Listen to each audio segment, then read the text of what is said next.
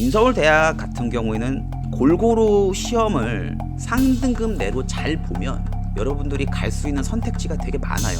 특히 이과 친구들 같은 경우는 정말 선택지가 많거든요. 그래서 여러분들 공부를 하실 때 편식하시면 안 돼요. 랑쌤TV 시청자 여러분 안녕하십니까, 랑쌤입니다. 벌써 3월도 중반이 지났습니다. 이미 이투스와 대성 더 프리미엄 모의고사는 실시가 되었고요. 고3들이 처음 치르는 고3 전국 연합평가가 3월 24일 얼마 남지 않았습니다. 모의고사가 정말 중요해진 이유가 2023학년도에는 정시 비중이 인서울에서는 40%를 넘고 수시 2월 인원까지 합치면 거의 절반에 육박할 가능성이 높기 때문에 여러분들은 정시 카드를 절대 놓쳐서는 안 되겠죠. 그래서 많은 친구들이 어느 정도 점수를 받아야지만 대학을 갈 수 있을까, 이것에 대한 고민을 많이 하세요. 그래서 제가 작년 2022학년도에 수능을 보고 실제로 들어간 친구들의 성적을 여러분들께 보여드려서 이 정도 라인이 여기를 갈 수 있다, 이것을 제가 보여드리려고 하는데요. 실제 학생들의 점수이고 개인정보이기 때문에 각각의 표준 점수와 선택 과목은 제가 공개를 하지 않겠습니다. 그래서 각 과목의 100분위와 전체 표준 점수의 합만 여러분들께 보여드릴 예정인데요. 우선 의대 라인을 잠깐 보겠습니다. 의대의 경우 국어랑 수학, 영어, 탐구 2개 이렇게 있었을 때 보시면 어때요? 탐구 한 과목을 제외하고는 다 100분위가 99죠. 그러니까 엄청 시험을 잘 보셨어요. 근데 이 탐구 한 과목이 아쉽게 100분위가 88이 뜨면서 의대 라인에서 누적 100분위를 0.3% 정도 깎아먹었다는 생각이 들거든요. 그래서 이 학생의 표준 점수 합이 414점이고 이 414점으로 갈 수 있었던 대학들이 0.6%와 0.7% 사이에 있는 대학들이었습니다. 그래서 가나다군 원서를 0.6과 0.7%를 잘 섞어 써가지고 세 군데 다 합격을 하셨고 그 중에 한 군데를 골라 가셨습니다. 그래서 지금 학교생활 열심히 하고 있으실 텐데 좋은 의사가 되시기를 저도 응원드리고요. 그 다음에 서울대 합격생의 점수를 제가 말씀을 드릴 텐데요. 국어의 경우 100분위가 94, 수학은 다 맞았네요. 100이고요. 영어 2등급, 과학이 조금 아쉽습니다. 75, 87 이렇게 100분위가 위치가 되고 있고요. 표준 점수의 합은 396점입니다. 서울대학교 공대와 고려대학교 공대는 합격을 했고요. 의대를 썼는데 의대에는 모자르는 점수였기 때문에 아쉽게도 의대는 탈락을 했었던 학생이죠. 그래서 지금 더 좋은 꿈을 향해서 공부를 열심히 하고 계신 걸로 알고 있는데 아마 올해는 누적 100분이 0.1% 안에 드셔서 탑5 의대를 가지 않을까, 아니 서울대 의대를 가지 않을까, 그렇게 저는 응원을 하고 있습니다. 그리고 한양대학교 자연계열 합격한 학생의 점수입니다. 국어는 100분위가 93이고요. 수학 100분위가 92, 영어 2등급, 탐구는 100분위가 98이에요. 그래서 이 친구의 표준 점수 합은 389점이고요. 이번에 한양대의 특징이 이과 학생들이 연세대 문과를 같이 쓰면서 많이 넘어가는 바람에 한양대학교의 미래자동차공학과, 기계공학과가 한두 명씩 미달이 났었습니다. 그래서 이 친구 같은 경우에는 안정적으로 지원을 해서 자연계열 쪽으로 지원을 했는데 당연히 최초합을 했겠죠.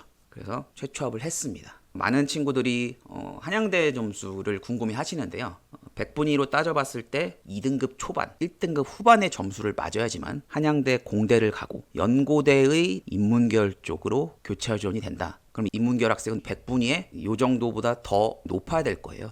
그래야 이과 친구들의 침공을 막을 수 있기 때문에 그것을 염두하시고 공부를 하셔야 되지 않을까, 저는 그렇게 생각합니다. 이번에는 표준 점수 합이 388점을 맞은 친구의 점수를 보면 100분위가 국어는 89고요. 수학이 98, 영어가 2등급, 탐구 2개는 100분위가 91, 87 이렇게 나타나 있습니다. 그래서 이 친구도 한양대학교와 성균관대학교 두 군데를 쓸 수가 있는 점수였고요.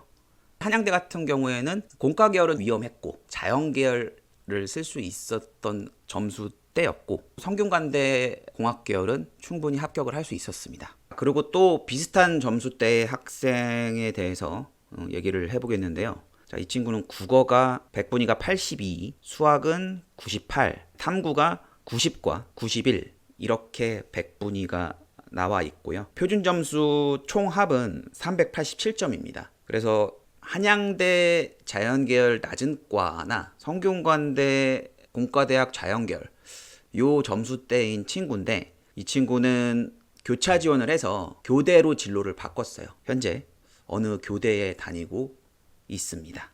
그 다음에 중위권으로 한번 가보면요. 표준 점수 370점을 맞은 친구가 있어요. 이 친구의 백분위는 국어가 95, 수학이 70, 영어가 3등급, 탐구가 하나는 99고요. 하나는 93이네요. 탐구가 99라는 거는 다 맞았는데 그 과목이 쉬워서 백분위가 99 되지 않았나 이렇게 예상이 드는데요.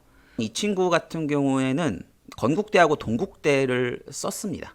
그래서 두 군데 다 합격을 해서 본인이 원하는 학과가 있는 대학으로 갔고요. 비슷하게 표준 점수가 367점이었던 학생 같은 경우에 국어가 백분위가 97, 수학이 70, 영어가 2등급, 탐구가 78하고 93, 백분위가 73 요거 때문에 약간 손해를 본 케이스예요. 국어는 잘 봤는데. 그래서 이 친구는 동국대와 숙명여대를 원서를 쓰셔가지고 붙었습니다. 현재 이 370과 367 단 3점 차이에 정말 많은 수험생들이 분포를 하고 있어요. 그래서 이 점수대 학생들 같은 경우에 원서를 삐끗 잘못 쓰면은 이번에 많이 삼떨 하신 분들 계시거든요. 그래서 이 정도의 점수가 나왔다. 그러면 여러분들 원서를 쓰실 때 전문가의 도움을 받는 것이 좋습니다.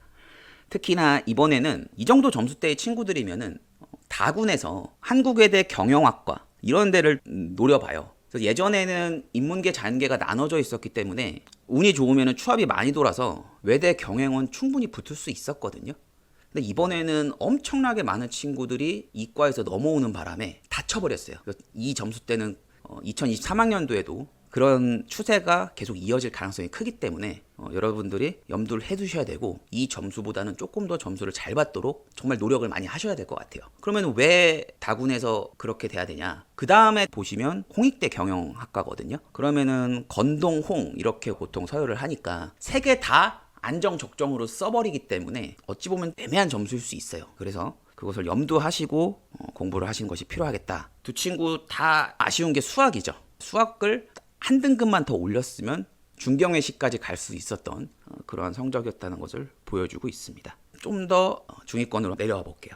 표준 점수 349점을 맞은 친구가 있습니다. 이 친구는 국어는 백분위가 82고요. 수학이 66, 영어 3등급, 탐구가 85하고 79의 백분위를 가지고 있어요. 제가 봤을 때는 인서울 대학을 가기 위해서 가장 무난한 점수대를 받은 친구라고 생각을 해요.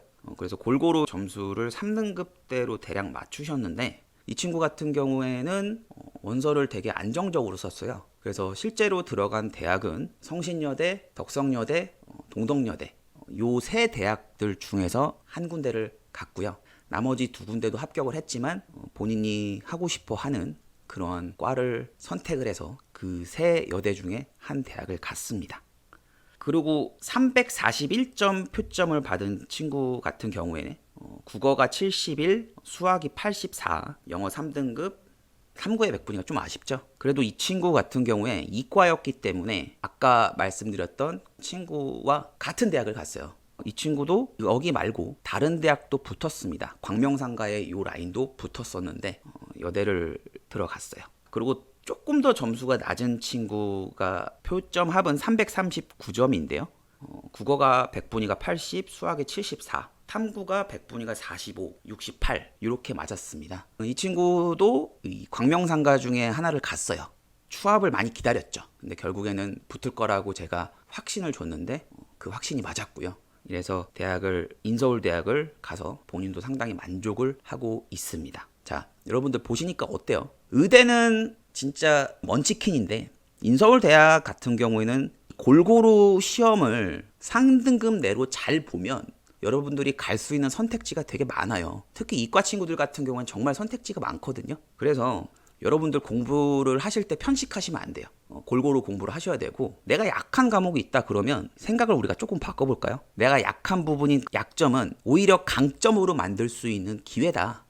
왜냐하면 더 거기에 대해서 힘을 쏟고 공부를 하다 보면 극복이 되거든요. 그러니까 여러분들 공부 안 된다고 일부러 거기 피하시고 공부만 하시면 절대로 성적이 안 오릅니다. 그거를 염두하시고 공부를 하시는 것이 중요하고요. 지금 3월 모의고사 점수가 그대로 수능 점수가 된다. 이거는 당연히 거짓말인 거 아시죠? 그리고 종로학원에서 6월 달의 점수가 수능 점수와 비슷하다라는 통계를 낸 자료가 있어요. 근데 통계는 해석을 어찌하느냐에 따라서 달라지는데 재수생들 입장에서는 6월 달 모의고사를 보고 여름을 보내는 게 되게 힘듭니다.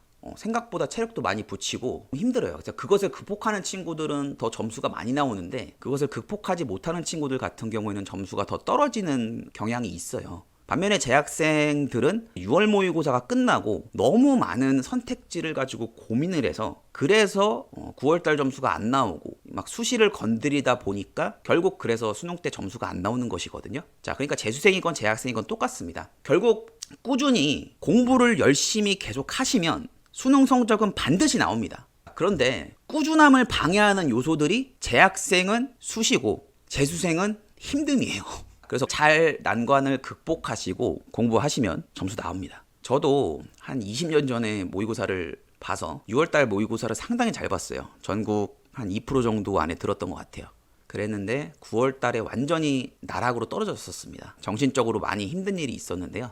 그것을 갖고 좌절을 하는 게 아니라 정말 더욱더 피나게 노력을 했어요. 그리고 제 성향 자체가 닥치기 전까지는 고민을 하지 않는 성향이 있어요. 그래서 여러분들 걱정 많이 하시잖아요. 여러분들이 하는 걱정의 거의 대부분은 일어나지 않습니다. 그리고 지금 10대나 20대 초반에 하는 걱정은 결국 여러분들이 다 극복할 수 있는 걱정이에요. 우선은 수능 점수를 정말 잘 봤는데 최선을 다하시고 점수가 나오면 그때부터 고민하는 게 입시입니다. 그러니까 너무 지금부터 점수가 안 나오네, 어디를 어떻게 해야 되지, 이런 말에 휘둘리지 마시고 수능 대박만 생각하시면서 공부를 하셨으면 좋겠어요. 이제 모의고사가 시작이죠. 모의고사는 단순히 등급 잘 받고 기분 좋고 이게 아니라 여러분들이 시험장에서 제한된 시간 속에서 얼마나 집중해서 실력을 발휘할 수 있느냐를 연습하기 위한 거예요.